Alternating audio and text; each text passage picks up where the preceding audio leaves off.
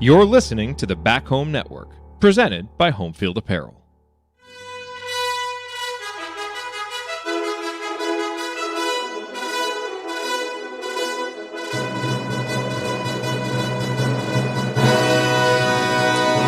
And welcome, Hoosier fans, to this week's edition of Assembly Call Radio, where each week we discuss the most important topics in the world of Indiana basketball.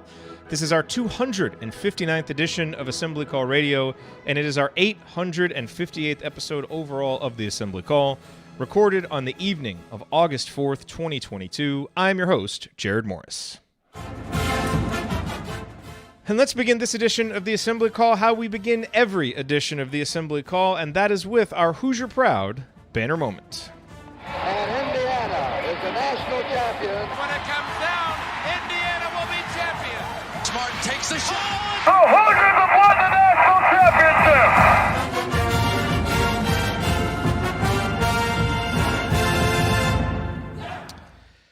This week's banner moment occurred on Wednesday when the latest round of Hoosiers for Good NIL deals were announced. In all, 10 men's basketball players, plus women's basketball newcomer Sydney Parrish, were introduced as Hoosiers for Good athletes. They will work with organizations ranging from the YMCA of Monroe County to Warriors for Peace to Big Brothers Big Sisters of Central Indiana. You'll recall that Trace Jackson Davis and Race Thompson became Hoosiers for Good athletes in the last round, with their ambassadorship making a huge impact for organizations like the Turnstone Center in Fort Wayne. This means that 12 of Indiana's current 13 scholarship players now have lucrative NIL deals through Hoosiers for Good, which was recently named one of the top 20 most ambitious NIL collectives in the country by On3. And the money is significant. Zach Osterman of the Indianapolis Star reported that this latest round of deals totaled $425,000. Why does this matter? Because, like it or not, and personally, I like it very much because the athletes are able to earn what they are worth during the small window of time when they play college sports. But like it or not, NIL is playing a huge role in where athletes choose to apply their athletic talents. No, NIL deals cannot explicitly be used as inducements in recruiting. But it's unquestionable that every basketball player Mike Woodson and his staff are pursuing will be made aware of Hoosiers for Good, the Hoosier Hysterics Collective, and just how big of a pie there is for members of Indiana's flagship sports program to divvy up.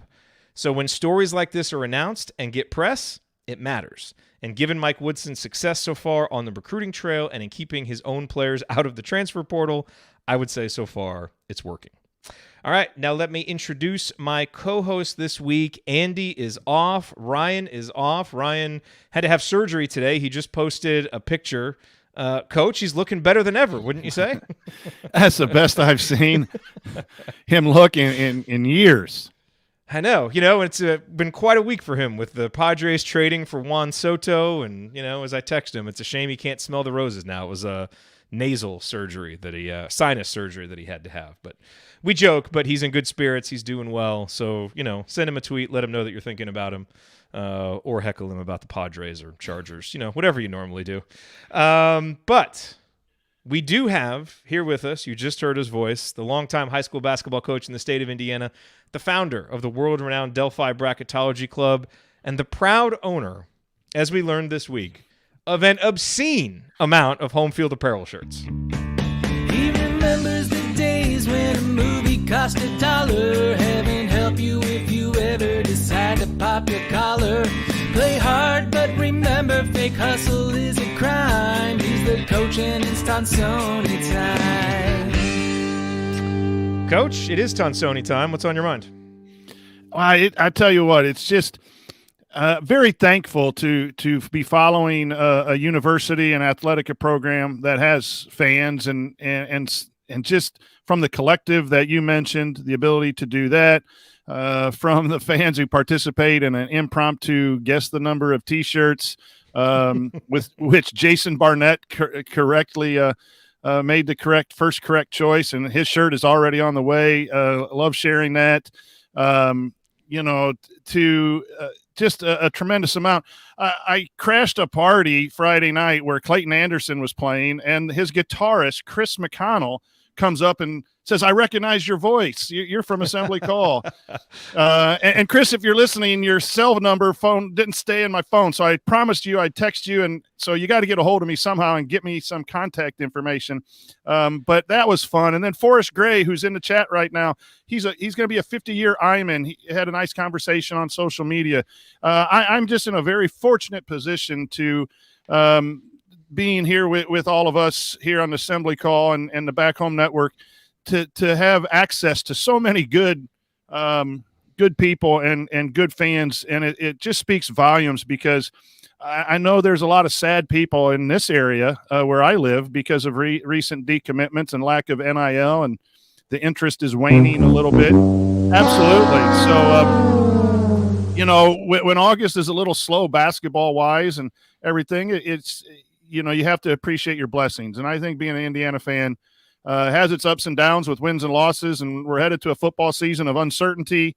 But I wouldn't trade it for anything with the connections that I've made with a lot of you guys who are listening. It's just it keeps me going. Should really be the marketing slogan for the football team this season. I feel like a season of uncertainty. And it would actually be putting a positive spin on things, I think. I can let anything slide. But that's the thing. It's so well said, Coach, because it is a football season of uncertainty. But you know what is certain? That good friends are going to get together and have an awesome time going to games and talking about the teams. It brings people together, and that's why this stuff matters. So a very, very important point that, is nice to reflect on here in the middle of the offseason. Okay, so here's what we have in store this week. We're going to go through a few Hoosier headlines, and then in segment 2, we are going to power rank the Indiana roster.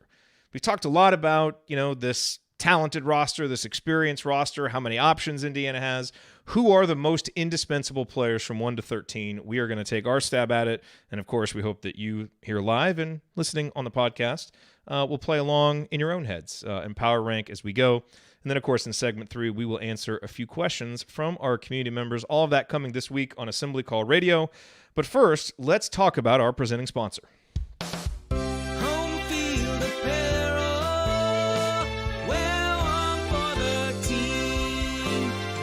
Yes, that's right. Home Field Apparel. They are the presenting sponsor of the Back Home Network. And they've been supporting our show for, I think, 6 years now. And just an incredible company that, came up from Indiana in the Kelley School of Business. And they have an amazing business model, which I know you know. They go take old logos and brand marks from, other schools and kind of breathe new life into them. They started with Indiana. They've got well over 130, 140 schools now, something like that. But really, I don't know why I'm talking about them, because I have many Home Field Apparel shirts. Don't get me wrong. I order lots from them. But I don't have as many as this guy, Coach Tonsoni, who we learned this week has how many Home Field Apparel shirts, Coach? What's the number? 46 shirts and sweatshirts total. 46 shirts and sweatshirts. 46. Do you have, minus your Indiana ones, which I know are near and dear to your heart, what are your other favorites? Like, if you had to pick 3 favorites that are not from your Indiana collection, what are they? Yeah, the Gonzaga sweatshirt, they just have a little new flavor to the sweatshirt here recently this last year, but I have a Gonzaga sweatshirt that is just very comfortable. I like that. I like the Fog Allen reference T-shirt for Kansas, for the traditional Fog Allen, the stadium and all that. That's kind of cool. And I like I have a Mississippi State sweatshirt that big follower of Mississippi State. And baseball supporting down there. Your guy, so, Lamonis. Yeah, Coach Lamonis was good to me with some tickets here this spring. So those are my 3 favorites. But, man, it's hard. It's hard to decide between, what to wear. I got the Assembly Call one on tonight. Very nice. But, yeah, catch me. Very nice. I dare you. Well, hey, go to homefieldapparel.com. Use our promo code HOME because you'll get 15% off. And that's a great thing. Their Indiana collection is still their biggest. They are Hoosiers at heart. But they have something for everybody. So whether you just want something cool for yourself that has an interesting design, or you got friends or family that went to another school and want to support them, go to homefieldapparel.com. You're going to get a great product. You're going to support a great company. And again, use the promo code HOME for 15% off. Ladies and gentlemen, we have breaking news here on the set of the Assembly Call. We have a third co-host. the other coach, Jeff Marlowe, joining us tonight. Coach Marlowe, how's it going? Pretty good, Jared. How about yourself? Can you hear me? Pretty good. I can hear you. You sound good. Do you have a different setup happening? Yeah, testing out the new mic tonight for the first time. So very nice. Well, it sounds good. Well, glad you could join us, Coach.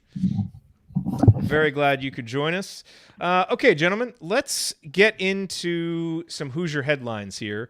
And there's not a ton that happened. You know, obviously there's some recruiting news as the live recruiting period ended last week. And so this week you saw a lot of visits.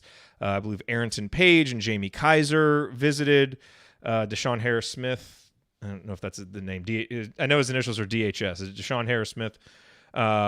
They all visited. We had class of 25 in-state recruits. Trent Sisley and Jalen Harrelson visited, and you saw lots of pictures floating around on social media of those guys on their visits. And now we'll wait to see what happens. Obviously, Mike Woodson and his staff would love to get another commitment or two in next year's class, as we've talked about. A big man and a shooter. Those are clearly the two things that they are targeting, and we will now wait to see what these young men choose to do. When they Jared, decide. Yes. I would just say, you're talking about a shooter. I don't know if you saw this the other day, but the kid from McCutcheon, and Coach Tonsoni may help me with the name, Lawhorn, the kid that played at McCutcheon but then transferred out, just decommitted. And I think we had offered him before. He did commit from his previous spot from the school I won't mention. So I wonder if that puts him you back can in mention play. it. That's okay. We already played the failed one for them once today. Yes, Jerry Gribbs Lawhorn did decommit. From everything I hear, it doesn't sound like Indiana will really be involved in that one. So, I suppose that is subject to change, but I'm not really holding my breath on that one. But yes, he did decommit, so we will not have to face him in the Big Ten, I guess, unless he chooses another Big Ten school. Also, Coach, I don't know if you saw, but there was a video released of Jalen Hood-Schifino in an empty gym making three-pointers. So those are always nice to see in the offseason. Oh boy, we've got someone joining us here in the chat, don't we? Let's block those. But yes, it is that time of year again where we'll get the workout videos in the summer of guys making shots, and it always reminds me of the Evan Fitzner video, his off season where he was making a bunch of threes. I would say with Hood-Schifino, it's a little bit more interesting, just because I thought his shot looks good. And we've heard a lot this offseason that he's shooting maybe a little bit better than expected. And if he, look, an empty gym is a heck of a lot different than Big Ten games or being in Fog Allen Fieldhouse with, real defenders flying at you. So it remains to be seen. But it certainly looks like there's a lot to work with there from a shooting perspective. So on a slow offseason week, that was cool to see. Coach, you want to comment here? Will I take care of the spam that's currently infiltrating the chat? Yeah, I'm just excited. I think we're getting the right type of athletes in for visits, and again, I don't follow it like a lot of people do. But I do think that what we're seeing is length. We're seeing some ability. Hopefully we're seeing some shooting.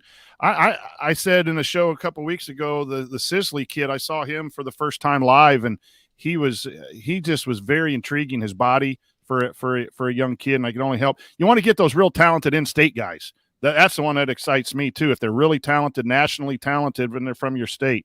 The question is the Badunga guy we played last year at Kokomo, and we'll play again this year. He's really blossomed into a big to watch. He was a little bit raw when we saw him. It was his first ever game here in high school, and he had 12 points against us, but we put a guy in front of him and behind him and pushed him off the blocks, and we pretty much beat him up a little bit, but he's gotten so much better from that point. So I'm just impressed with what this staff is doing in getting these visits and trying to upgrade the roster, because that ultimately has been the issue the last 5 or 6 years. So what happened here in the chat, and this happens from time to time here on YouTube, is we get these spam chats that come in.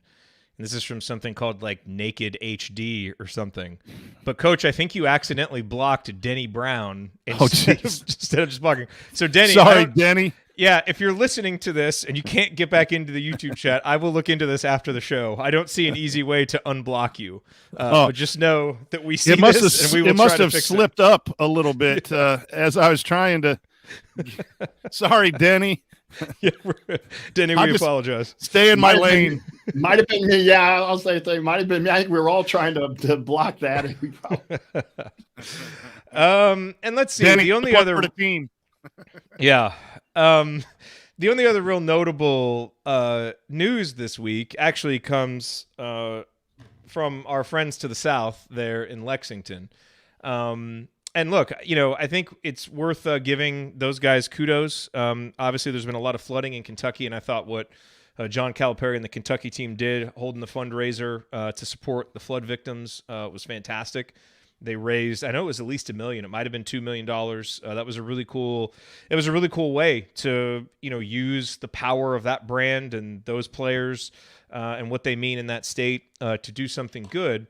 But then, of course, John Calipari has to go and remind us of his lesser qualities by refusing to play a home and home against Gonzaga. Now, they are going to play the series. This was like the big story. Mark Few was like on a boat and called in while they're doing this fundraiser. And so they're going to play a series. And it was originally supposed to be a home and home. And then it came out either today or yesterday that, surprise, surprise, John Calipari and the Wildcats will not be going to the visiting arena and playing in another, on-campus location where college basketball should be played because it's the most fun. And his quote was, anybody that wants us to play in a 6,000-seat facility wants us to lose.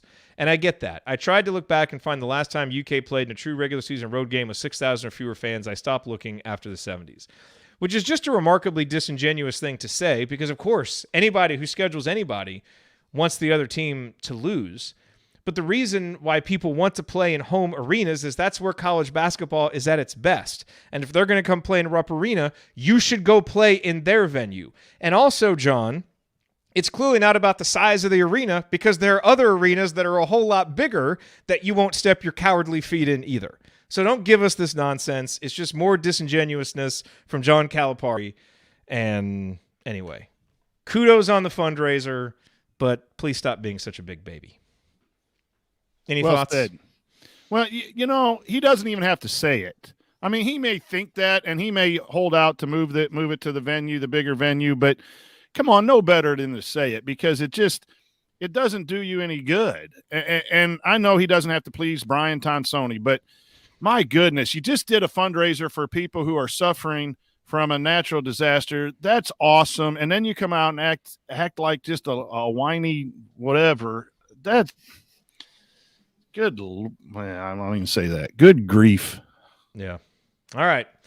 Well, there wasn't a lot of news, so that's what we've got for you this week. But we're going to move on now to segment 2. And coming up, it is time to get down to brass tacks with this roster. It's deep, it's talented, but let's rank it. We're going to power rank it from 1 to 13, starting with the most indispensable player and going from there. This will be fun. Stick with us in this.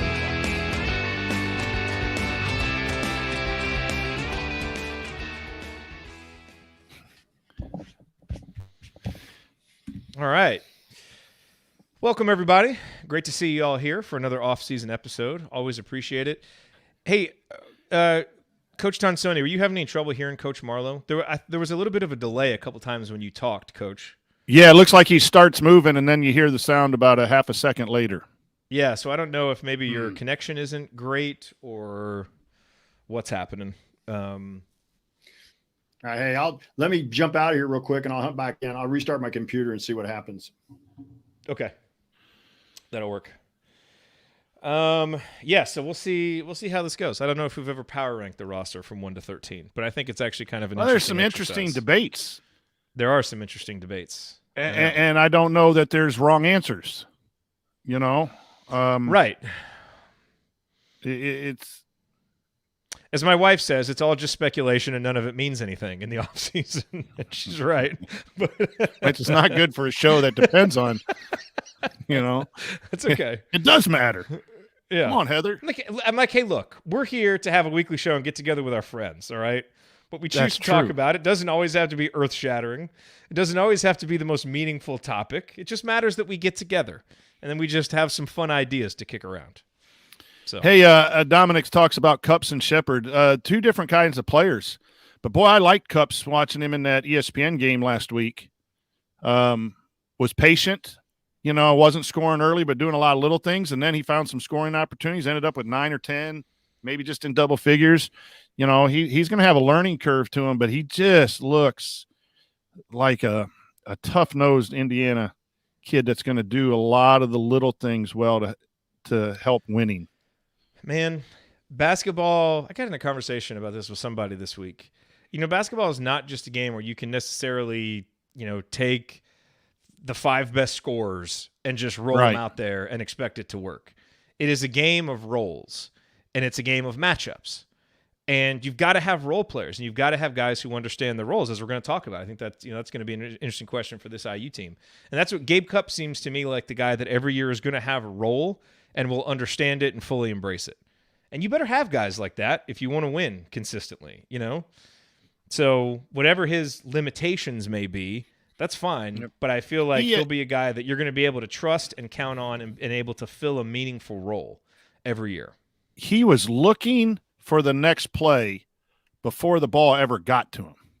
And it was just, to me, those kind of players are fascinating to watch. So when that ball hits his hands, he knows if this closeout comes from this angle, this ball's going here. If not, I'm driving here. Or if they don't close out, you could just tell he knows basketball. And does he make mistakes? Yes, all of those kinds of things. He's not perfect, but man, you love that as a coach when that kid understands basketball and where the ball needs to go and where the plays are going to be made. I mean, he drove baseline and the opposite post dive was coming, and he threw the ball to a spot. The defender was actually in better spot to receive it, and the offensive man got there at the same time. Most people would wait to make sure it was open. He threw it to a spot, expecting his teammate to be there. And he did a couple of those times. So, Nick, I agree. Neil Reed type of player. I think he reminds me a lot of Hulls and might have a little bit better passing, than Hulls. I think people are going to fight to be on his fan club, president of his fan club when he gets here. It's funny, man. Jay Horry and I were going back and forth this weekend trying to think of player comps for Cups because he was talking about how it's a difficult one. Like, to me, there's elements of his game, right? Like his little mid-range pull-up game reminds me of Damon Bailey. The comp that Jay had, he really likes him. His comp was Colin Gillespie. Now, Colin Gillespie was an amazing player. Does Gabe Cups have that kind of ceiling? We'll see. But that, he's the type of player, to me, I don't think you're not necessarily going to build the team around him. He's not a good enough scorer, but he supports really good players. And if you put good players around, put him in a lineup with other good players, he's going to make them better. That's why I'm excited about him. You saw it in that game. Yeah. Shepard was hot early, and the big kid was hot, and he was just feeding and screening. And then all of a sudden, second half, he had 2 points. Then he got his 9 points when it was available for him. That's a skill too, letting the game come to you instead of having to have the ball right away. That's right. Yep. All right, let's hop in and do this here. Here we go, Coach. Bada bing.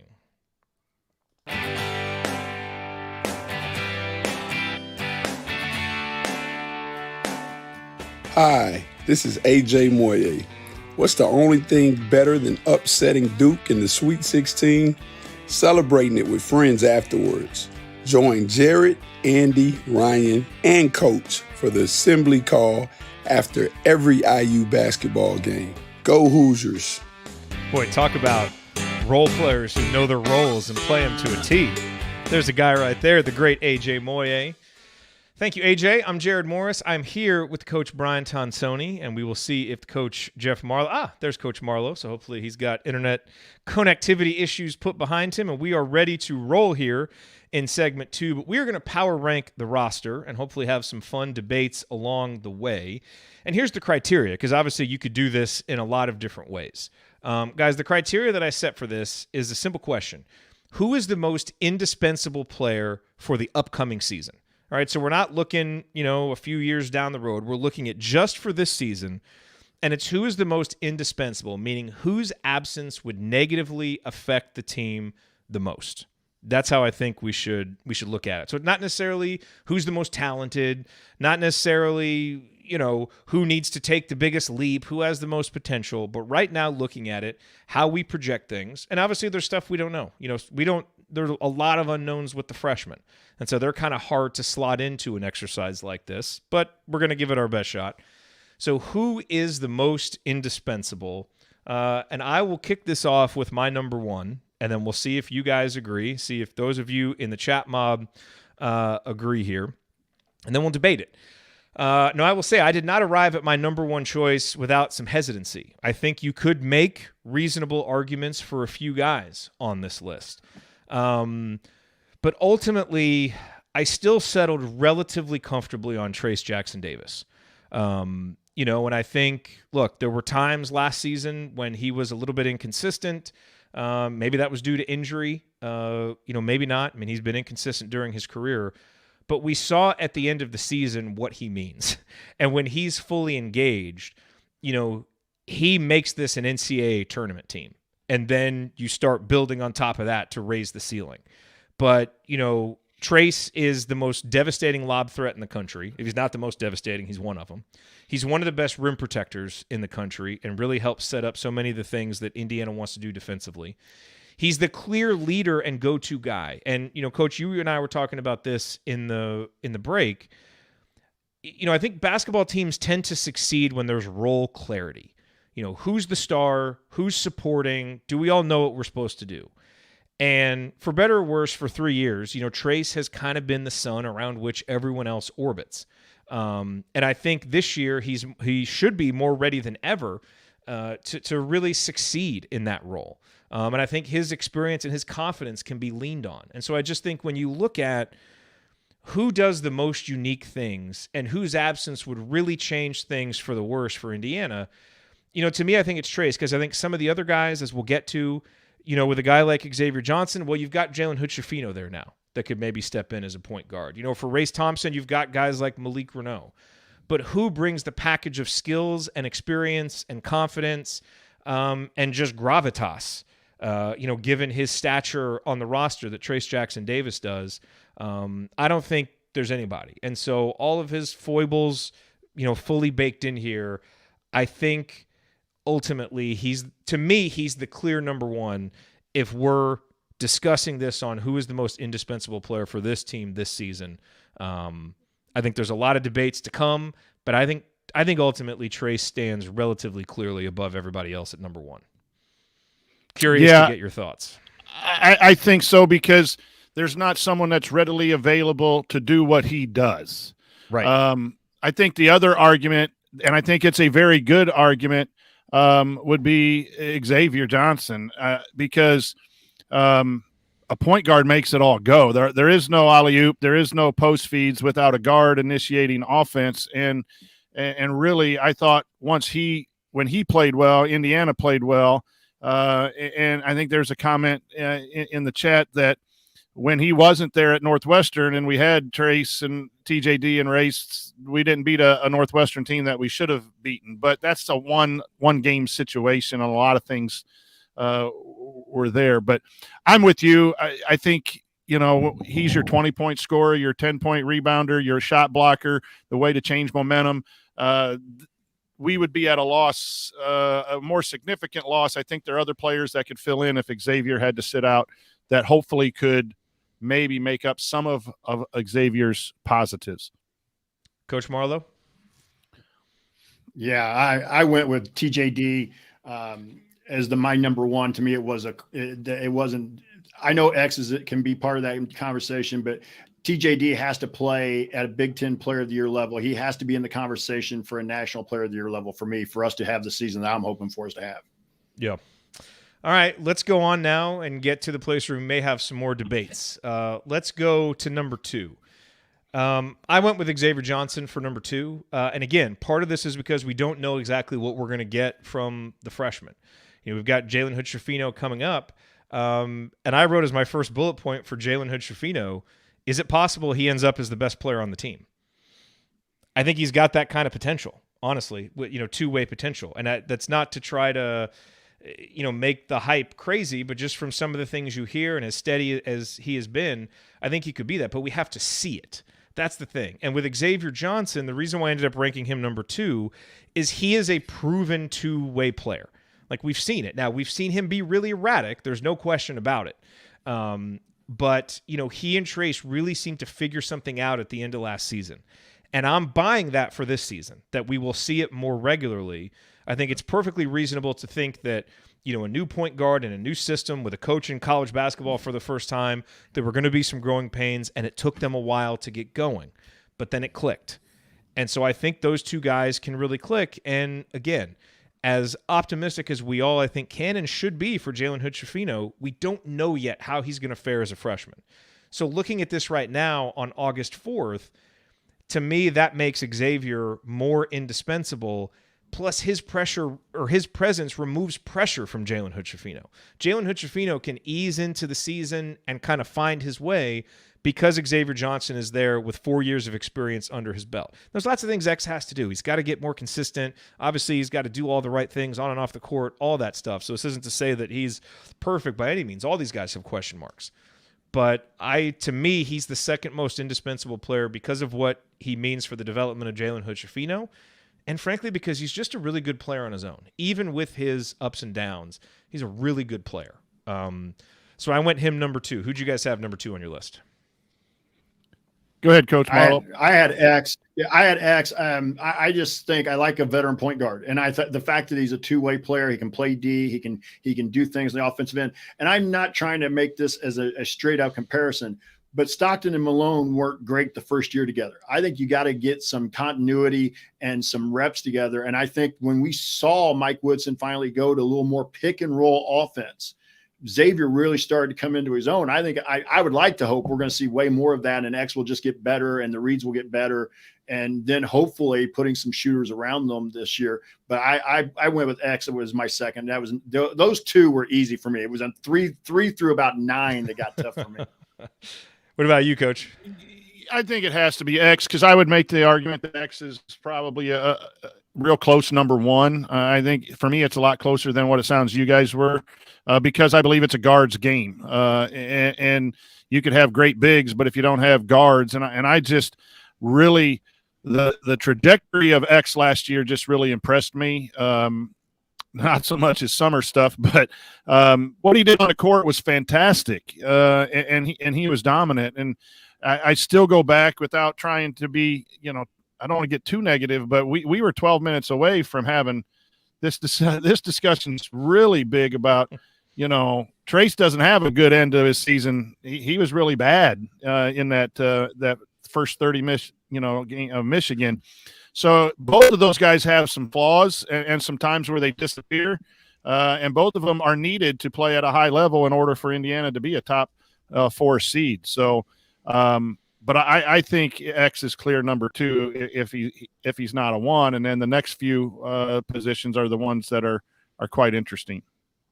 It's completely ridiculous. I don't know if Ryan is watching right now as he emerges from his haze, the haze of his sinus surgery. Oh, it appears my daughter is coming in here to the office. You coming to say goodnight, my dear? Okay. It's good to see you, my dear. Give me a hug. I love you. Okay. Thank you. Oh, thank you for the apple. Okay. Good night, my dear. I love you. Okay, so I think in our text thread, Coach, I think Ryan said that he was going to put race number 1, and obviously we haven't talked about race yet. I have race number 3, and there are a whole lot of talented guys behind him. I will listen to other arguments, but let's not get too carried away. He struggled a little bit at the end of last year, and Trace and X went off. But Race was probably number 1 on this list for a lot of last season, or he or X for a lot of last season. And I think obviously the presence of Malik Renaud, means there's now a talented backup big behind him. Indiana could go more athletic with a Jordan Geronimo. They could go with more shooting with Miller Kopp. So, this idea of indispensable, if Race Thompson were removed from the equation, Indiana would have other options. And that's why I ended up putting him 3, because I think those other options are better than what the other options would be behind Trace and Xavier Johnson, theoretically. But it's really easy to say that, and then it's really easy to kind of forget about all the things that Race does, because so many of those are little things, and they don't always pop up in your memory. The alley-oop dunks and some of the things that X and Trace did, you think of them immediately.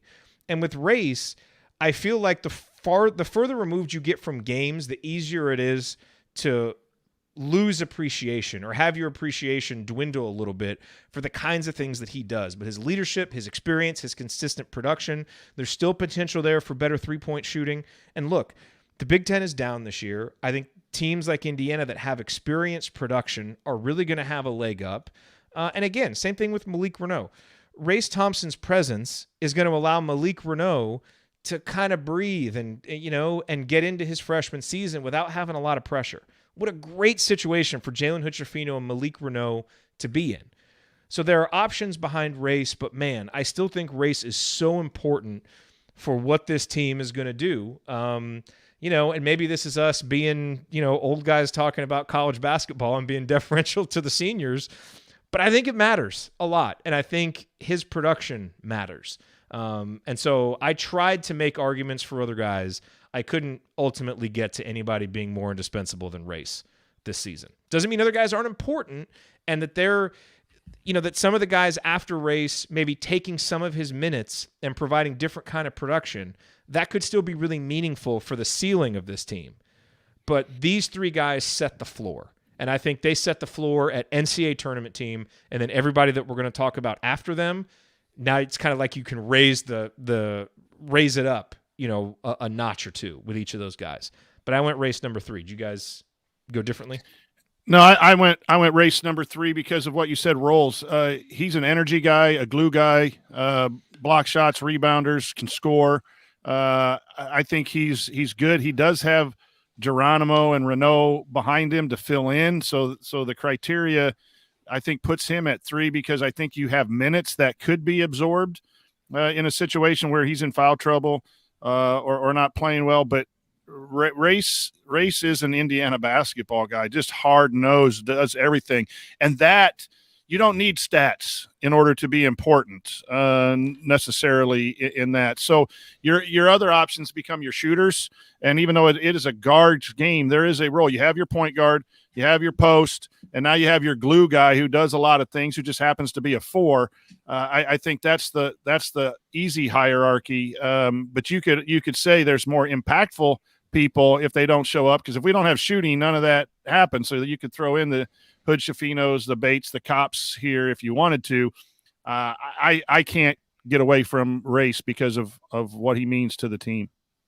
Coach Marlowe. Yeah, I'm going to be the contrary one then, because I went with Trey. To me, Trey is the ultimate. Trey Galloway, because he is when we struggled last year, he was hurt. He was not in the lineup. He is the ultimate intangibles kid. He makes plays. He's always in the right spot. And this team needs a kid who doesn't necessarily have, as Coach Tonsilli just said, doesn't have to score, but he'll do all the little things. And if you remember back to that Purdue game last year, who matched up with Jaden Ivey in that game? Trey Galloway. Coach, you make a really good point. You make a good point because he was that downhill guy that Indiana didn't have. Now, hopefully some of these guys they're bringing in can be those, put it on the deck a little bit more. But everyone, sometimes, again, stats don't mean everything, right? And shooting percentage doesn't mean everything. It is the toughness, the speed, getting out on the break, some of this crazy stuff. I know he turned the ball over. But, yes. Man, that's jumps a passing lane, though. I love kids who will jump a passing lane, create things on the defensive end. Yes, he's got to get a better shot. He's got to quit turning it over. But the kid brings energy every time. It's a coach's kid, too. I like that. I like that, but I'm not going away from my pick. I still think Race is the right choice. But that's as Nick a great says, take. I disagree, but I do love the take. And Coach Marlowe, I love that you came fiery with the take. Yeah, he was fired up. up. Were anticipating. So just to be clear, make sure that we understand the criteria for the exercise. So you think Trey Galloway is more important than Race Thompson or Jalen Hood-Schifino? You think we could more easily absorb a loss to those guys than to Trey? Yes. Wow. I'll go. Okay. I'll die on you that hill. defended it. You defended it well. Okay, but here's the thing. So I want to underscore this because just spoiler alert, I don't get to Trey for a little while on my list. And I mean, I agree with everything you said. I just, but I think that's the kind of roster that we have this year. Like, this is the fun part about kind of this 4 through 10 range. Mm-hmm. So there's a lot of really good players who could be productive this year. And that's kind of what makes this exercise fun. That's a good pick, Coach. Wow. You've got a couple all of those coaches little here. Coaches love Trey Galloway. Coach Marlowe, Coach Tonsoni, Coach Woodson. That's a hell of a trio. I mean, those are some great minds. I mean, look, fans love Trey Galloway. The kid plays hard, and Coach, to your point, I mean, he was huge last year because you think about the times when Indiana was playing at their best. There was a whole lot of Trey, happening in those games. Now, he didn't end the season very well, but other things were going well. Okay, so you've got Trey Galloway at number 3. Let's talk number 4. I had Jalen Hood-Schifino number 4. As I said, if we get to the very end of the season and we're talking about, wow, Jalen Hood-Schifino is the best two-way player on this team, I'm not going to be shocked. Now, he's a freshman. He's got a long way to go to get there, obviously. But we haven't had a lot of freshmen come in with the kind of experience and production at the high school and prep level that Jalen Hood-Schifino has had. And so I think that's why there's a lot of optimism for what he can do. He does a little bit of everything for a team that has been too limited on the perimeter for too long. Coach, it feels like our guards always do like one or two things well, but they have these glaring holes. And Jalen Hood-Schifino isn't necessarily outstanding at anything, maybe defense, maybe distribution, but he's like good to really good at most of the things he needs to do. Nice to have an all-around guard like that. Plus, as much as Xavier Johnson is important for Jalen Hood-Schifino, I think Jalen Hood-Schifino is also important for Xavier Johnson because he can potentially, ironically as a freshman, be a steady hand that helps you when X goes through some of his ups and downs. Now, again, he's a freshman, so we have to see if what he was as a high school player translates, but that's the kind of player that he profiles as. So because of all those things, and because, Coach, as you said, it's a guards game, I put Hood-Schifino 4th. Who do you guys have? I think I agree with you, but I'm going to throw out Tamar Bates. I just think if he can be what we think he can be, then he becomes indispensable. Where he played last year, I think he'd be lower again next year. But we need that scorer mentality, that pull-up jumper, that three, that ball, that being able to score at the rim, which he supposedly has. And he's had a year of experience. So that I think for me, it's between those two guards. Being the most indispensable. But if I do go with Hood-Schifino, it's because I think he's a much better version of Rob Finney. Not experience-wise right now, but I think he can defend at his size, 6'5", and his physical ability. He also can deck it and be that backup point guard, which means when X gets in foul trouble or there's a situation where you need 2 point guards out there, now you have 2 high-level guards.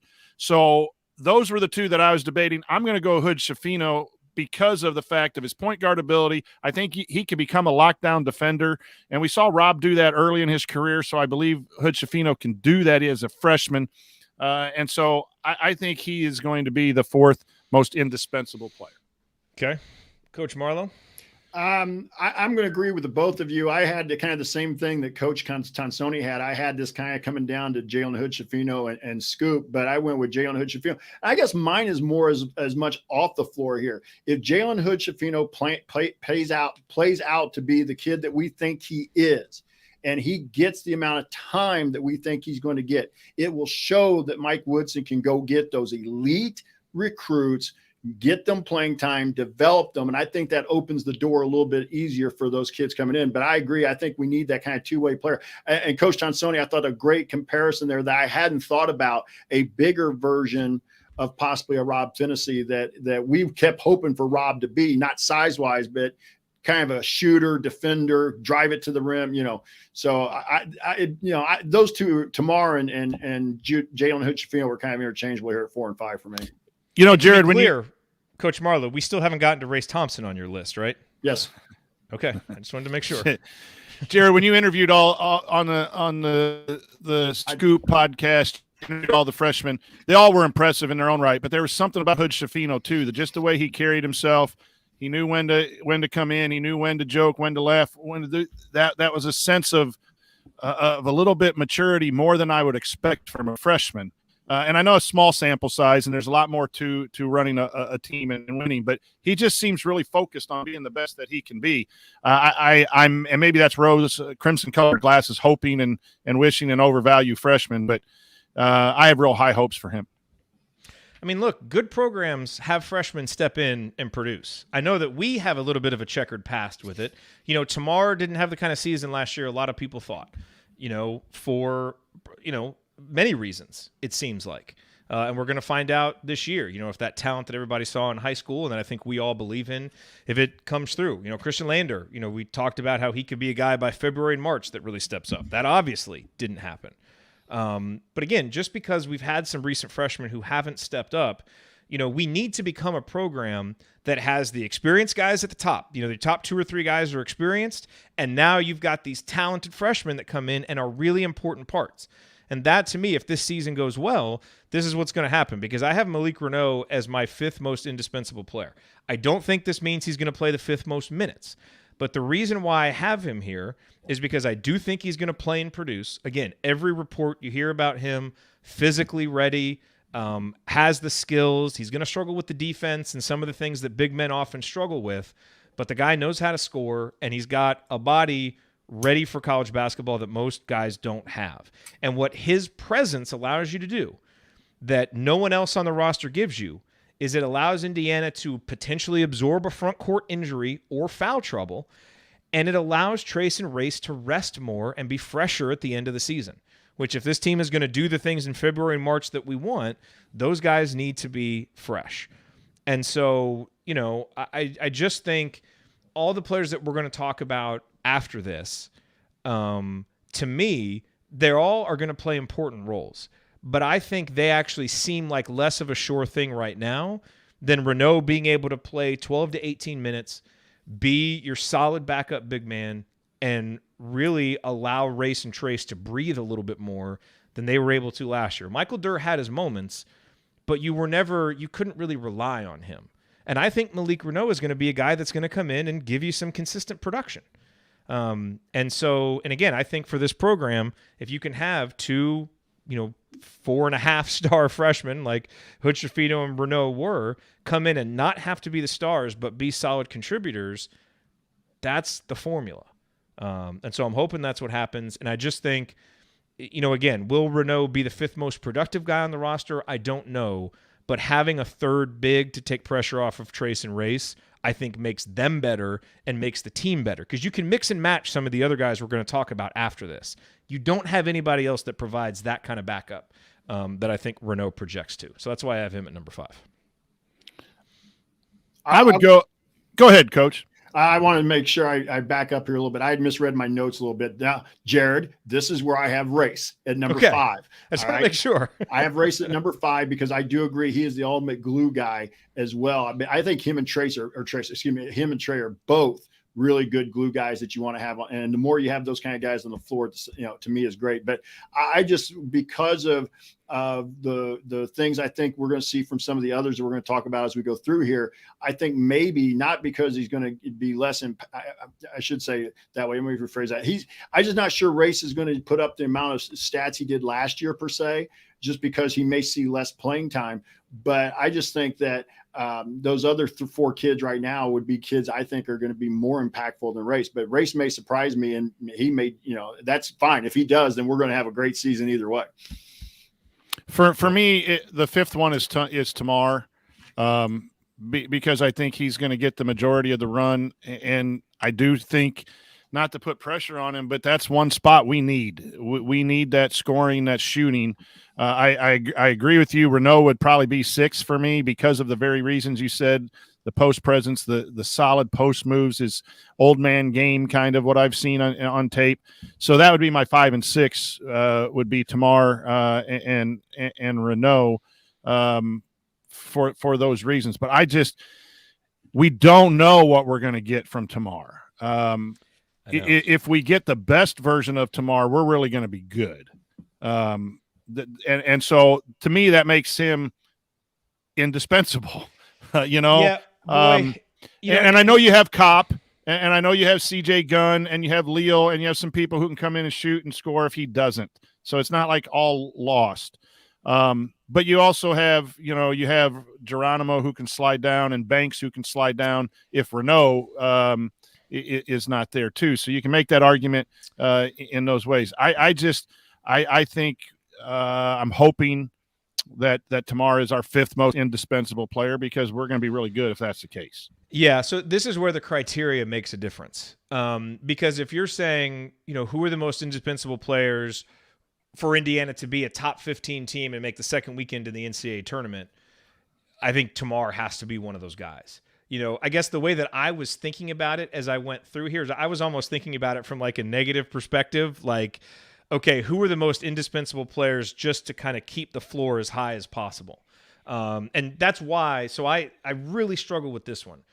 I ended up going with Miller Kopp number 6, and I really struggled debating he and Tamar, because it's clear Tamar has the higher ceiling. It's clear that Tamar doing all these things raises the ceiling for Indiana.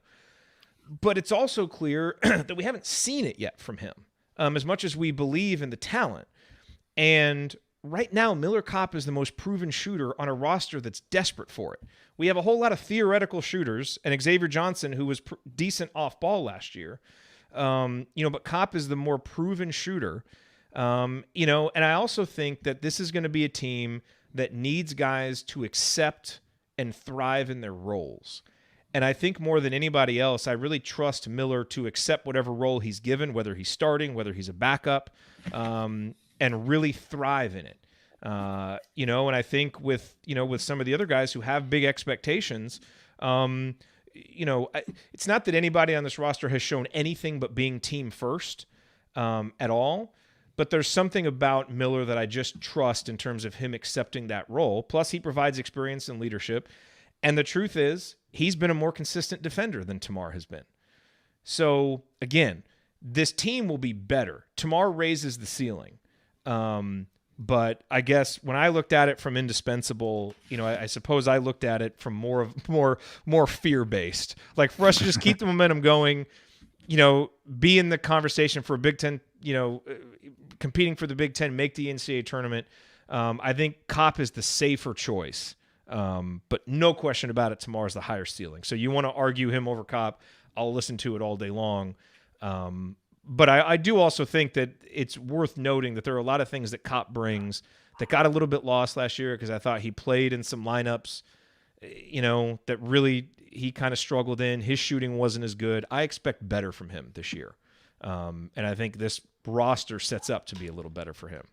So I know, Kopp is a hot topic. He's a controversial player, but I think he brings more to the table than he's given credit for. And I think your comment there about it's a better roster for him, I think that's true, because his skill set can be utilized more when you have more. I'm just going to beat this to death. Is more people who can deck it and get the ball, downhill and take care of the basketball. That's why Trey got a lot of run early last year, because he didn't have that. Now you got Hood Schifino. Maybe you got Banks. If Geronimo can do that, you got more guys who can do that, which then allows that catch and shoot three to be a little bit more valuable. And you can't – the argument for Kopp is experience, And the other thing that I think gets lost – I know it gets lost with me a little bit is I think he played through a pretty tough foot injury and gutted it out. And that speaks volumes too for the kind of young man that he is. And those are some of the things that we don't see that, if you got a foot injury, that's not fun to play through. That's difficult. And yet, he could have, and not that if you rest, you take the easy way out, but he wanted to play through it. And you got to give that credit. And that builds, chemistry and accountability on the team too. And again, I think he fits in to me with Race and Trey Galloway as guys that bring a lot. We want certain stats from them to be better, but they bring a lot of intangibles and that goes right to your role clarification. And all these guys are important. This is a tough thing about ranking them 1 through 13, right? all these I guys immediately fit regretted in. this as soon as we Yeah. started doing the exercise. Right? Because you don't want to talk bad about anyone, but I do think there are guys that can fit that role. For me, the decision was you have a CJ Gunn who's young. You have a Leo who does some things well, who can spot shoot as well. So there are some things that Kopp does well and is better at, but there's guys that can replace him. I'm not sure there's a guy with the talent of Tamar. And that's why Renault as well. I think Renault is just from Mount Verde again, ready to go. So that's why those guys would be 6, and then Kopp falls in at 7. And depending on Geronimo, his ability to play more perimeter, then I think he falls into an easy number 8. And I think that's where those guys are important. Coach Marlowe. This is where I had Scoop. I think Tamar slots in here for me. I think that, and I wasn't so much for me, but I just know listening to and watching, seeing things last year, there was a lot of the fan base that felt, I don't know if disappointed is the word we should use, but just didn't feel Tamar played to what they thought he was going to be. And I get that. But I think if he makes just a good jump into what we think he is and can be, then he's going to be a very valuable part of and I think what I'm looking forward to is to see how deep the rotation goes this year. I mean, we tried to go 9-10 deep last year, and that really didn't work. But can we get to that spot this year where we are maybe 9 or 10 deep? Tamar gets a little more run. And I'd like to see, and I think Tamar got hurt last year at times because he played with the second unit a lot. He didn't get a lot of run with the first unit, which I thought maybe would have taken some pressure off of him. So I'll be interested to see how that plays out for some of these younger guys that we're going to talk. I haven't talked about yet, but I got Scoop here at 6 for me. Yeah, and Joel brings up an interesting point talking about Kopp. He says, I love the guy, but I could see Banks playing more than Kopp by year's end. I could too. Agree. We haven't talked about Banks yet. But, this is the thing, and this is why I ended up siding with Kopp over these other guys, is just he's done it.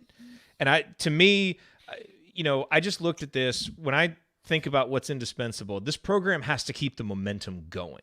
This program has got to, be top 4 or 5 in the Big Ten, even if they're not competing for it, make the NCAA tournament, and be a solid team all year long. And I think Kopp does more things right now that you can trust.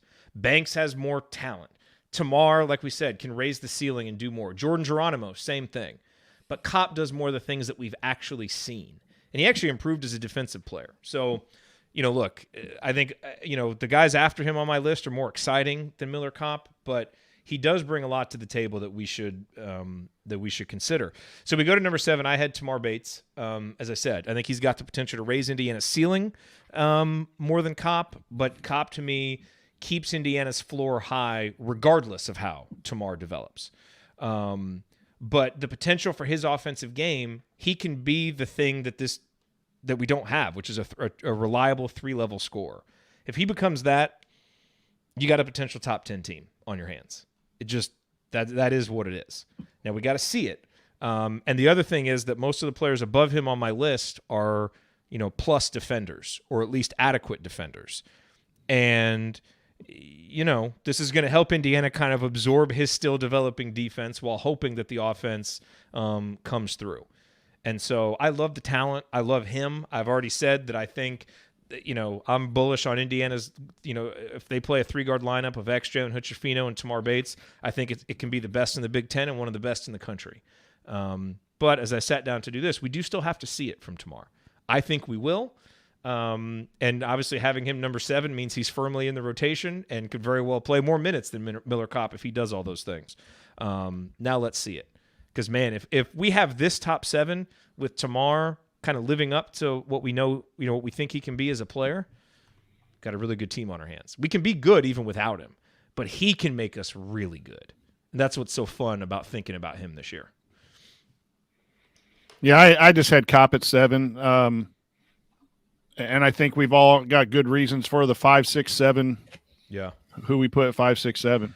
Okay, so this is interesting. Yeah. So that means that. So who'd you have, Coach Marlowe? I had Jordan Geronimo here at 7, and to me, he's the wild card. I really thought about putting Jordan Geronimo really kind of anywhere from about 4 through 7, but I just kind of went here, and this is a kid that I think has a huge upside, and I hope, based on some of the comments he made at the press availability a couple of weeks ago, if his 3-point shot can come around.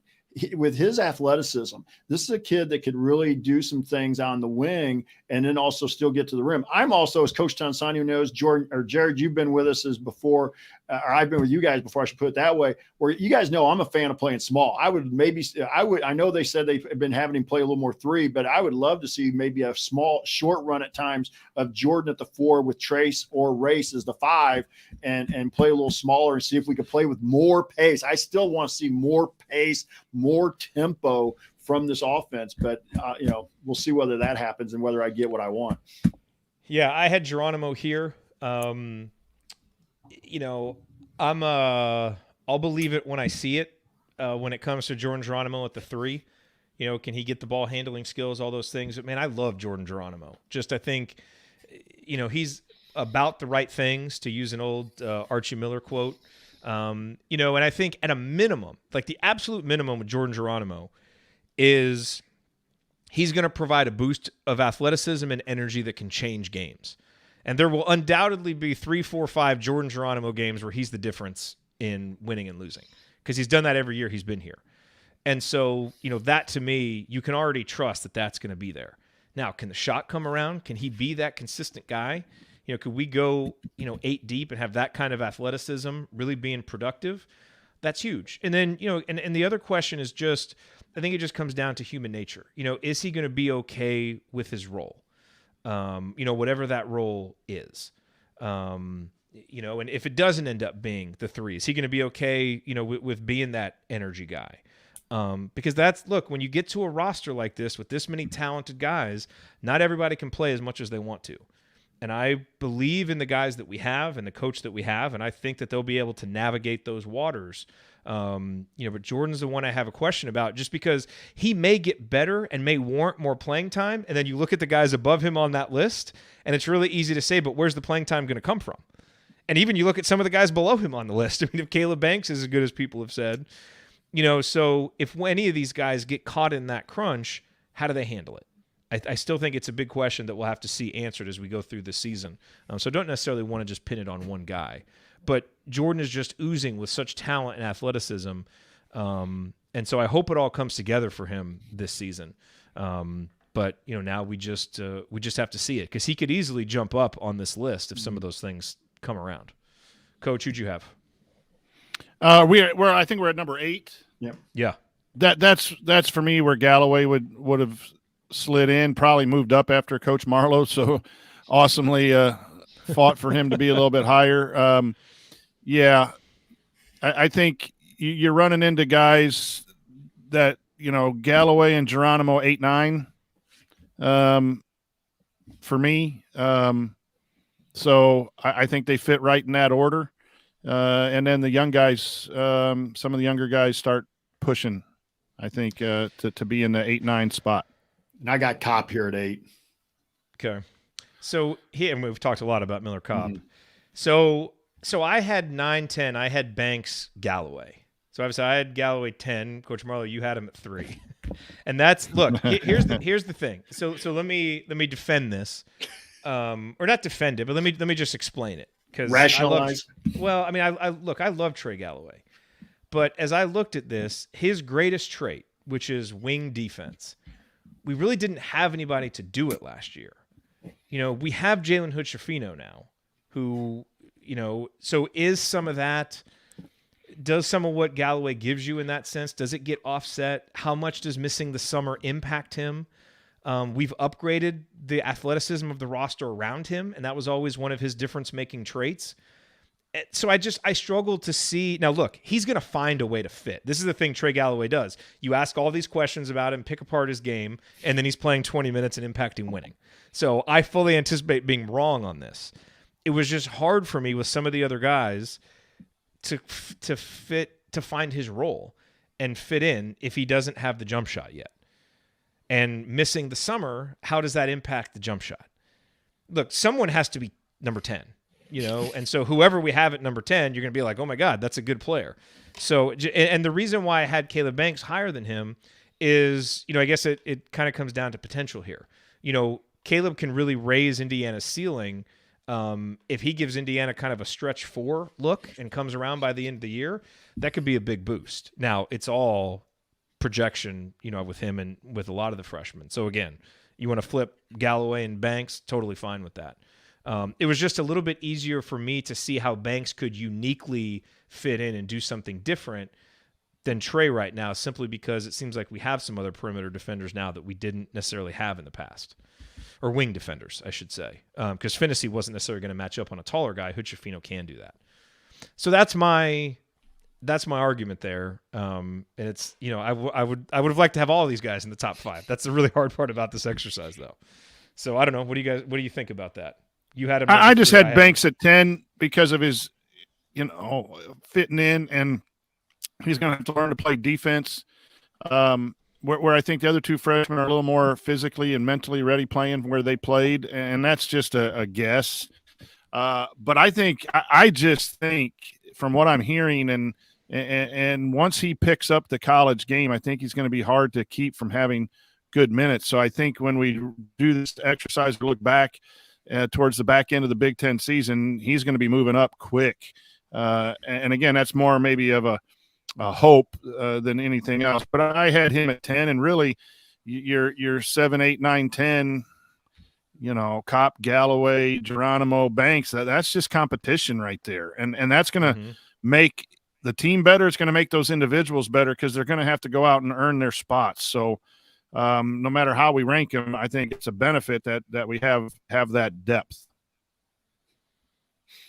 I'm sorry. I'm just enjoying this chat in here between Valerie and Joel, especially about Gallo wine. I'm like, trying not to think about those days.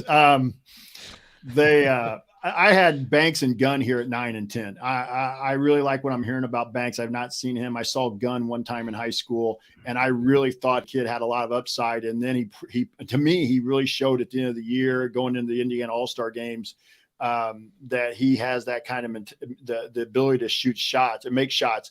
And I think that's why I've got these 2 here ahead of a couple of the others, just because this team desperately needs some shooting. And we may at the end of the season, we may see one or both of these guys a little higher on this list, because I think that if they can hit shots, that's going to be getting them, that'll make them even more indispensable to what we're doing. But right now we just haven't seen it do it in the college game.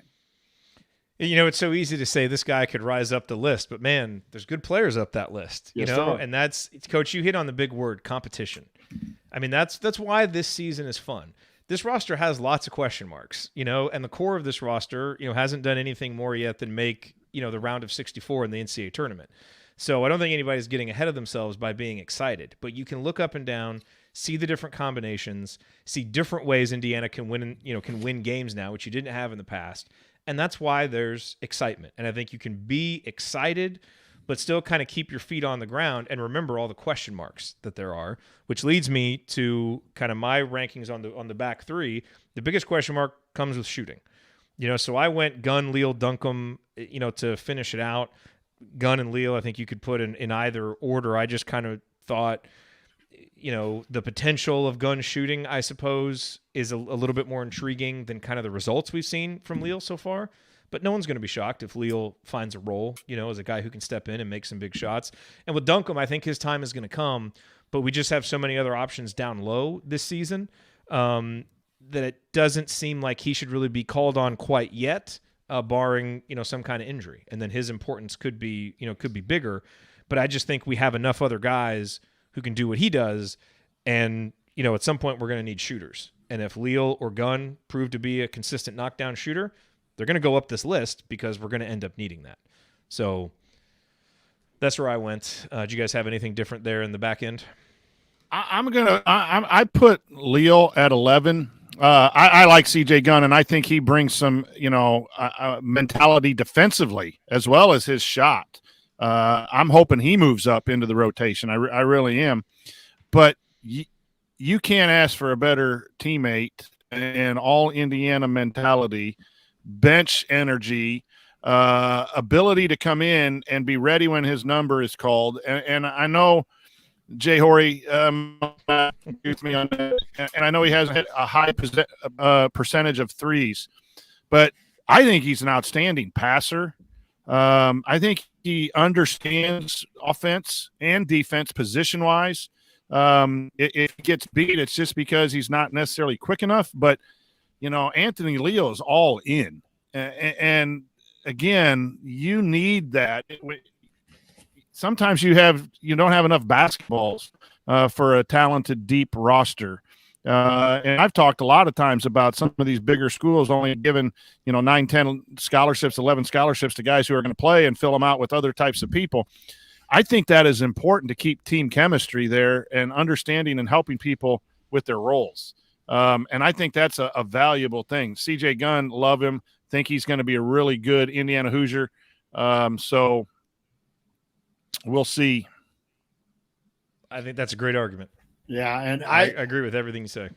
I had Renault at 11 here, and I know that was lower than you two did. I've just seen Renault at 11. I just have seen way too many freshmen bigs struggle with, especially on the defensive end. And now I may be wrong. I hope I am, but I just I wasn't sure where to put him, and he just kind of kept falling down the list for me. Just as you were surprised that I had Galloway that much higher, but Leal and Duncan rounded out my 12 and 13. I'm a coach. I want to see Anthony Leal so badly do well, but he's just you can tell that he loves having an Indiana uniform on, and he's going to be, whether he's on the floor or on the bench, he's engaged in the game. And I agree with you, Jared. I think Duncan's time probably comes more next year and after. Fun exercise. And that's the thing about a guy like Renault. Coach, I mean, you're right. Freshman bigs do struggle a lot of times. And banking on a guy like that to be, one of your 5 most indispensable players, that's a dangerous thing. We will see. I think from everything that you hear about he and Hood-Schifino, they're just built a little bit differently than most freshmen. From the experience they had at Montverde, even just to how they're like physically built, actually. And so, we'll see. Again, I think this needs to be a program where guys like that can step in and have key roles. But, there are a lot of other guys there if they stumble and if they struggle a little bit. So it's going to be fun. We got a lot of comments from the chat mob. We appreciate that. If you're listening on the podcast, hey, shoot us a tweet at Assembly Call. Shoot me an email, jared@assemblycall.com. If you strongly agree or disagree with any of these takes, or if you want to send us your lists, folks put them in the community earlier today too, and it was a lot of fun. So just a fun off-season exercise. It's a lot of these things may change when the lights come on and the games are for real, but fun to do here for the off-season. Okay, gentlemen, let's move on now to the final segment of the show. We are going to answer some questions from our community members. As always, they've got some good ones for us. We will tee those up and answer those next here on the Assembly Call.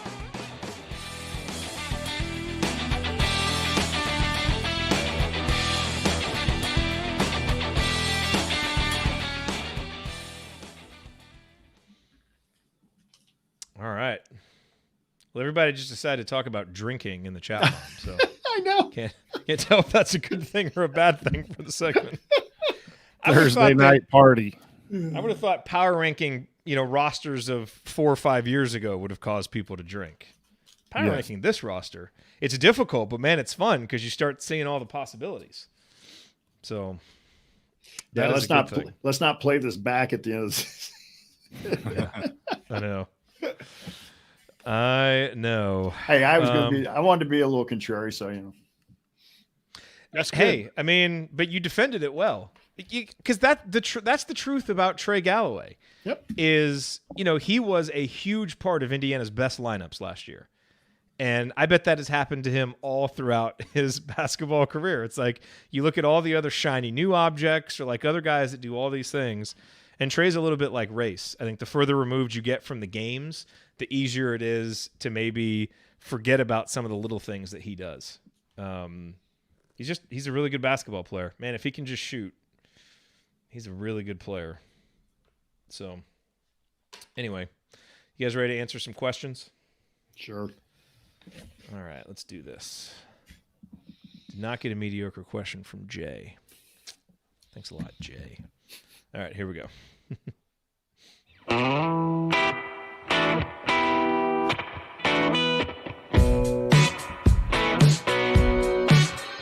This is Jordan Halls, and I never miss a shot or an episode of the Assembly Call. Thank you, Jordan. You are listening to the Assembly Call. I'm Jared Morris here with Coach Brian Tonsoni and the Coach Jeff Marlowe. We just got through power ranking the roster from 1 to 13. That was a lot of fun. Let us know if you guys have any strong agreements or disagreements with our lists. Guys, let's answer some questions. All these questions submitted via our private IU basketball discussion community, which you can learn more about at assemblycall.com/community. We did not get a mediocre question from Jay, so we are going to skip the mediocre question. And I don't believe any stupid questions were... well, there is a question from Joel here, so let's hold off. There could be a stupid question. We can't confirm that yet. But no, actually, Joel has a good question, and let's get to his question first. Curious to hear the panel discuss the expectations for Woody and if their criticism might heighten if his coaching style doesn't adapt to the college game. I feel like this would have been an interesting question for Ryan to take if he was here, because he was obviously very critical. But, Coach, you had obviously some, well, I guess we all had criticisms of things that happened last year. But let's start with you, Coach Tonsoni. Expectations for Coach Woodson this season, and if you do think the criticism will go up a notch here in his second season, if you don't see maybe some changes that you're hoping to see. I think that's fair. There are a lot of things that Coach Woodson does well. There were a lot of on-court things. I think Ryan and I talked about it on a podcast. So I do think that he needs to evolve his coaching for the collegiate level. And if not, I think that's fair to bring up, use of timeouts, the substitution patterns, the number of sets. Those things I think are fair game. I think we're fair about it because we acknowledge we're not in practice and we don't know what goes on. But I think that those are fair, and a lot of it's going to be if he wins doing it his way, then those criticisms fall on deaf ears, right? But last year was great to get back to where we were, but it wasn't perfect. It was too close to being another year without a tournament. So I think there needs to be improvement, and I think he would agree too. I think every coach worth their salt knows they got to coach a little better each and every year. And the truth is, we don't know. The final story of Mike Woodson's first season hasn't actually been written yet because, we don't know how we're going to look back on that yet for a couple of years. If things are really rolling a couple of years from now, it's going to be, boy, he took over for Archie Miller and, really had to rebuild some things, and they struggled early with a lot of Archie's players, and they really got going at the end of the year, and he did his thing. But if things never get off the ground or they kind of sputter over the next couple of years, we'll probably look back on that first season and be like, boy, I guess what we saw over the first, 80% of the season was more indicative than that little flurry at the end. And that's just how these things go. But, yeah, it's the second season, which means expectations go up. He's got more of his guys there. I think this is the best roster we've had since 2016, 2017. And so I think there's fair expectations. I certainly don't think Mike Woodson's shying away from him. He's made it clear his expectation is to win the Big Ten. And so, yeah, I think there's going to be criticism if there isn't an adaptation, if it doesn't seem like the personnel is being used. I think that criticism will heighten, and that'll be fair. But, hopefully there's kind of new storylines and new things to talk about because those things do evolve. We'll see. Coach Marlowe, what do you think about that? I agree with that, with what you've both said, but I do think that one of the things I'm going to be watching for that I want to see on the improvement side is how do we play in some of those marquee games? We're going to go play Arizona. We're going to go play Kansas, Carolina at home in the Big Ten Challenge, ACC Challenge. I want to see us be.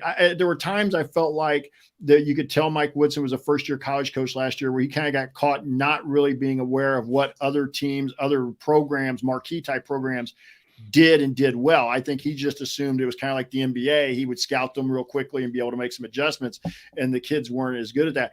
I think one of the things that we talked a lot about last year that I want to continue to see are what we saw at the end of the season last year, especially on the offensive end. And I guess I'm going to keep looking behind the bench here. I love the staff. I have nothing against the guys who are actually sitting on the bench. But to me, what I noticed when we started playing better at the end of the year, there was a guy named Randy Whitman sitting behind the bench. And from what I heard, was being a little more kind of an advisor to Coach Woodson and helping with those things. I'm not saying that's good or bad, but I thought it was good. I should say it that way. But I mean, I'm not trying to say that's wrong, but I want to see the offense be more like it was those last 6, 7, 8 games than what it was the majority of the season, where it was just a lot of staying around. There has to be more movement to initiate offense. I understand you want to get to 4 out, 1 in, and you want to create driving lanes and you want pick and roll, but you don't do it from just putting from what I would call a basic shell drill, setup and think you're going to be able to move good teams enough to get open. I want to see more movement initiating. So those are things. And if we see that, then Mike Woodson's growing as a coach. If we go back to kind of where we were for a big chunk of last year, I think some criticism will be legit, and depending upon how the season plays out. Coach Marlowe, all of that comes down to too is understanding there are just some slight nuances to the different leagues, and maybe you have to live through it for a year. But I'll go back to letting X call the offense for a majority of the year, and there were some comments like, I didn't know what we were running. Well, you're the head coach in college. You're supposed to know what you're running. And then at Penn State, well, the team thought that we thought we were in zone, and we should have been okay even against the zone offense when Penn State was in a helping man to man. So I think a good thing is he trusts his players, but college is a little more thumb on the. I've said this over and over again. I think he needs a little more control of the college game and putting kids in position to succeed than you have to maybe in the league. And I mentioned it earlier. I don't mind going 9 or 10 deep. I was one of those guys as a coach. If I could get to 8, 9 in a high school game, I was okay with that. But you can't just have a first unit, second unit. That I don't think that works. Yeah, you got to stagger your rotation. Okay, I'm trying to do some research here for one of the questions that we have coming up. So we'll get to Philip's question here in a minute. Look at this. We got a question from a Jeff Marlowe. I didn't know it was this gonna be before he knew he was going to be on the show. To honor the late, great Vin Scully. Man, was he awesome. Who is or was your favorite broadcaster as a fan to listen to call games? I assume you mean other than the great Don Fisher, of course. Jeff says, for me, I grew up listening to Marty Brenneman on Reds radio for basketball. I think Jerry Baker is the best play-by-play guy I have ever heard. Longtime voice of the Pacers. Oh, yeah. Man. Coach Tonsoni, why don't you take this first? Obviously, Vin Scully. I used to just watch Dodger games just to hear Vin Scully. Pat Foley of the Blackhawks. What was a voice that I remember. My dad and I used to sit by the radio and listen to hockey and try to keep track of the lines and who was playing. And then you get to Pat Summerall. That's not radio, that's television, a little bit more there. It could be either one. I wasn't specific. And Jack Brickhouse was back in my day watching WGN, starting up and watching the Cubs. That was a voice. I think, you can go back and find your team. There are some great voices, and there are some great voices that might not be extremely famous, like Ed Farmer, the White Sox was. I was going to say him. Voice, right? Yes. Yes. Ed Farmer. Is it Ernie Harwell was he Detroit? Yep. Radio. There's something about listening to baseball on radio too. That I listen to baseball on radio, just even if it's on TV, just listen to it on radio because it's such a fun listen. So there's so many. That's a great question. Yeah, as a White Sox fan, I love Ed Farmer. I know Hawk Harrelson is a love him or hate him type guy. I loved listening to him. And obviously Don Fisher. I mean, gosh, my childhood was, listening to Don Fisher call IU football games, especially, the road games that we didn't go to, and then listening to him call basketball games. To me, he's the greatest. I'll show you my age. That for Scully, it's still the quintessential. First of all, Scully helps make For Love of the Game one of my favorite baseball movies, and secondly, the '86 World Series. It gets through Buckner. Here comes Knight, and the Mets win. I'm 30 some years ago, and I still remember that call. I don't believe what I just saw. That's actually Jack Buck. That was Jack Buck in Gibson's home run. Gibson's home run, right? Yep. Scully, the Yankees win the pennant. The Yankees win the pennant.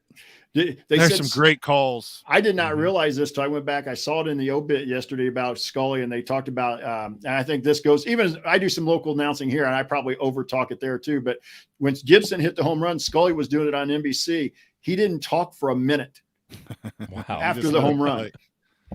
He just let the crowd, the roar of the crowd and everything. It's amazing. Amazing. All right, from Philip. Everyone is hoping for better shooting from the three-point line this year. Does anyone know who was IU's all-time three-point percentage leader for a season, and what percentage did they shoot? Trivia time. I did not know this. Minimum I can't believe shots. I forgot this, actually. Alford? Okay. Would be my guess. Minimum number of shots? It's an excellent guess. Yeah, so what minimum number of shots do we want to go with? Because Jay that Edwards. Okay, Jay Edwards, also an excellent You've guess. got two guesses here. I'm just throwing out random names. Nick Those are Zeisloff. two excellent guesses. So if we're Nick going Zeisloff to go, or Jalen Blackman? James James Blackman, I mean. James Blackman is actually not in there. He just missed the cut. So here's the thing: if we're going to go minimum 100 shots, Jay Edwards is number 1 at 53.6%. Steve Alford number 2 at 53%. Steve Alford took 200 threes in the first year of the three-point line, shot 53%. So if you want to go minimum 200 attempts, then Alford would be number 1. But number 1, according to the IU Media Guide, number 1 all-time single-season three-point percentage, the great Pat Graham. 56.9% in 1994. That was on 72 attempts. He was 41 of 72. Matt Roth in 2012 went 54.5% on 77 attempts. So, and look, I mean, that's, 2-ish attempts per game, I suppose. And I guess, back in the days they played, that was a little bit more reasonable. You wouldn't do that now. But to me, let's bump that up to a minimum of 100. And then Jay Edwards is number 1, Steve Alford number 2. And let's not forget also the most underrated three-point shooting season in the history of Indiana basketball. Do you know what it is? His name never comes up when we talk about the great three-point shooters. And he had one of the most underrated three-point shooting seasons because I think in Big Ten play, he shot 53.5% in Big Ten play. OG? From downtown. No. Okay. Calvert Chamber. Greg Graham. Oh, Greg. No, I Calvert guessed. was solid. But Greg Graham, 53.5%. Overall that season, he was number 5, 51.4%. Man, we're just His trying to name get does to not come up 36, enough. 37 with these guys. Yeah, I know. Did we have anybody shoot over 100 threes last year? X shot 90. Well, Parker Stewart did. Okay. X shot like 93 or 95, I think. Pat Graham, one of the great what ifs of IU basketball. Oh, man. Pat Graham. What an amazing shooter he was. Yep. Coach Marlowe, you bring up a good point. Where were we in volume shooting of threes the last couple of years? I know the offense has run through the double post, and we've got a lot of action in the post. Do we need just to shoot more? Obviously, you need to make more in order to shoot more. But I don't know that we're in a situation where we, if your best shooter's only taking, 93 shots or something like that, or Parker shot over that. But well, let's look at the data, Coach. Last year, we were 321st in the country in the percentage of our field goal attempts that were threes. So obviously not good. And if you think back to the Archie Miller era, it wasn't a whole lot higher than that. You score at the rim and you score at the line. And I know you need a mid-range game just to offset stuff, but you can't be that offset and be a top-notch offensive team. You've got to be able to hit the three and shoot it. Yep. And be free to shoot it. Yep. And, I don't think we're going to be a great three-point shooting team by any means this year, but I do gee whiz. I have probably said this exact sentence like 4 or 5 years in a row. So maybe I'm just not even going to say it. Like, I do think we have a chance to be a better three-point shooting team this year. There you go. Last year we were at least 200th in percentage, but look, that's a silly offseason thing. Kopp's got to step up. X needs to shoot like he did last year. Hood Schifino needs to be a real shooter. Tamar Bates has to step up. Like, all these things need to happen. And if they don't, we're going to be, that first weekend NCAA tournament team that's in the top 4 or 5 in the Big Ten. Shooting comes around, we can compete for a Big Ten title and make a run in the NCAA tournament. So We will see. Tom says, has anyone heard how Trey's rehab is coming? I don't know. According to Coach Marlowe, it's going great. No, I have not heard how his rehab is going, but I would assume everything is progressing well in the absence of hearing anything else. All right, guys. I think that's going to do it. Oh, wait, there is one more question here from Ari. Ari just got back from a month-long vacation in Israel. What is your favorite place in the world that you have visited? Coach Marlowe, you already answered this. Barcelona and Florence, Italy. Italy would also be mine. Florence was a beautiful place. I love Barcelona. Yeah. I have not been there, but I do want to go there. Coach Tonsoni, I have not traveled out of the country. Canada, if you count that, in my youth. Canada so counts. It doesn't. Did Ari specifically say out of the country? No. Oh, favorite place in the world. In the world. Okay. Yeah, so it could still be. I guess it could still be Bloomington. Yeah, he said the world. Bloomington. He said the world. I go to Bloomington and get me a Stromboli beer. Go to live music at Bluebird. Coach's favorite place in the world is the Home Field Apparel warehouse. No kidding. That I'm is anchoring his for a favorite place. retirement gig there. I think I just paid for their new warehouse. Yeah, keep going. Keep going. I think you'll get there. Joel asked, is West Lafayette a foreign country? Oh, man. Oh, might as well be for recruits who want to cash in on NIL, apparently. Or hold trophies. Going very well up in West Lafayette.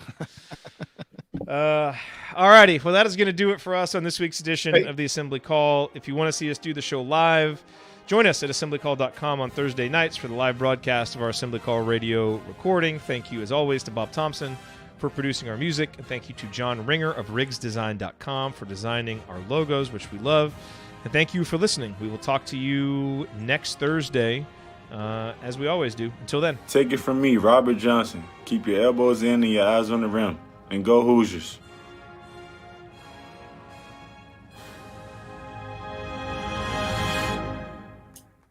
Thank you. Thanks for coming out. Here I come, Mrs. Tonsoni. All right. Good stuff, fellas. Yes, it was. Good job. Good job. All right, that was fun. That was fun. And yes, we will not revisit this once the season. Hey, that was Jared, tougher than I thought. Yeah, it was really actually. was. Jared, I don't know if you saw my tweet, but Lily Meister's family's house burned, or at least oh the my second gosh, floor. yes. Shoot, I meant to mention that. But also, I was also, and I know a lot of people don't stick around with us after the show, but just a not IU related, but devastating for women's basketball. Paige Becker's tore an ACL, and she will miss the entire season. So, yes, I know. Kathy and I are planning on another episode, the 24th. We both have had some things going on that have taken away, but there really hasn't been a lot of IU women's news. So, well, power rank the roster. We might have to do that. I think on the 24th, we're going to talk. Our thing is we're going to kind of do a Title IX a discussion about Title IX. Oh, nice. Okay. I'm going to retweet your tweet. How far down is it here? I don't remember. I think I actually tweeted it out yesterday, but I got it from the IU women's program. Yeah. What happened exactly? I don't know any of the details. Okay. Yeah. Let me send that out. All righty. All right, gentlemen. Have yourselves a good evening. Thank you, everybody, for being here. And we'll see you all inside the community. See you on Twitter. See you in the email inboxes. And see you here next Thursday night. Peace. Goodbye, everybody. See you guys.